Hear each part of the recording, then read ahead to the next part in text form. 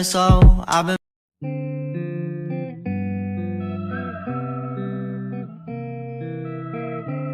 Pembelahan meiosis hanya terjadi pada sel kelamin atau berkas sperma dan sel telur yang terletak pada kelenjar gonad laki-laki dan perempuan. Pada pembelahan meiosis, jumlah kromosom sel induk dan anak tidaklah sama, dikarenakan terjadi dua kali pembelahan, yaitu pembelahan meiosis 1 dan meiosis 2.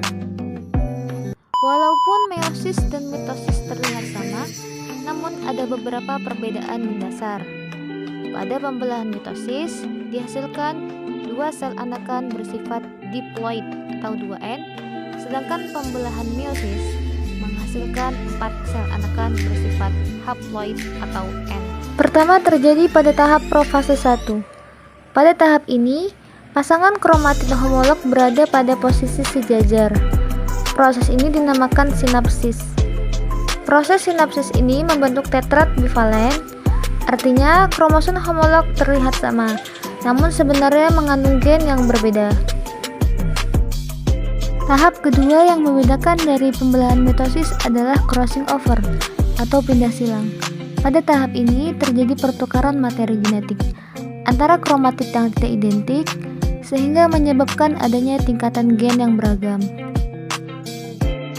Tahap profase 1 diakhiri dengan meleburnya membran inti, diikuti dengan pergerakan sentriol menuju kutub yang berlawanan. Bersamaan dengan pergerakan sentriol ini, benang-benang spindle mulai memanjang. Pada metafase 1, sentriol tepat berada di kutub. Benang-benang spindle selesai dibentangkan dan kromosom pun terikat oleh benang-benang spindle oleh kinetokor. Tahapan ini menunjukkan perbedaan dasar pembelahan mitosis dan meiosis.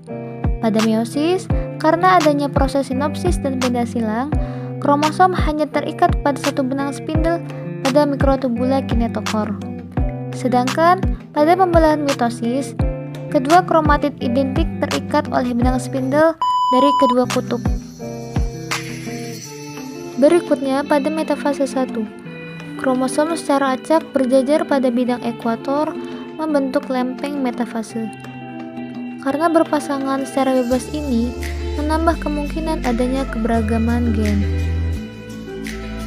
Pada tahap anafase 1, kromosom kemudian bergerak menuju ke kutub yang berlawanan. Meiosis 1 berakhir dengan tahap telofase 1, di mana kromosom mulai memanjang dan membran inti mulai muncul. Dan kemudian terjadi proses sitokinesis, yaitu memisahnya kedua sitoplasma dan terbentuklah dua sel anakan. Hasil akhir dari meiosis 1 adalah dua sel haploid. Berikutnya adalah tahap meiosis 2. Pada meiosis 2 tidak terjadi lagi replikasi DNA. Sentriol menggandakan diri dan bergerak ke arah kutub masing-masing sel. Pada tahap profase 2, pasangan kromatid memendek, benang-benang spindle terbentuk, dan membran inti melebur.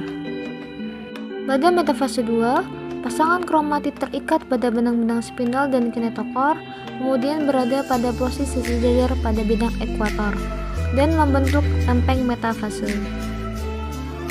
Kemudian pada tahap anafase 2, pasangan kromatid terpisah dan kromosom bergerak menuju kutub masing-masing. Ini adalah tahap akhir dari keseluruhan pembelahan meiosis. Kromosom mulai memanjang dan membran inti mulai terbentuk kembali. Terakhir yaitu tahap telofase 2, di mana membran inti sudah terbentuk dan sitokinesis terjadi, yaitu memisahnya sitoplasma menjadi 4 sel anakan yang haploid. Sel haploid yang terbentuk akan terspesialisasi menjadi gamet, yang merupakan sel sperma pada pria dan sel telur pada wanita. Dapat disimpulkan, ada beberapa faktor yang menyebabkan. Yang pertama adalah pada tahap profase 1. Terjadi pindah silang yang menyebabkan beragam gen yang terbentuk pada kromatid. Selain pindah silang, pada metafase 1, kromosom berada pada ekuator secara acak yang nantinya menjadi 4 sel gamet yang berbeda. Proses ini disebut independent assortment atau berpasangan secara bebas. Semakin banyak jumlah kromosom pada satu organisme, maka akan semakin banyak variasi gamet yang terbentuk, yang mana sebanyak 2/n. Karena adanya crossing over atau pindah silang dan independent assortment atau berpasangan secara bebas, menyebabkan adanya keberagaman gen. Inilah alasan mengapa kita tidak identik dengan orang tua kita atau saudara kita.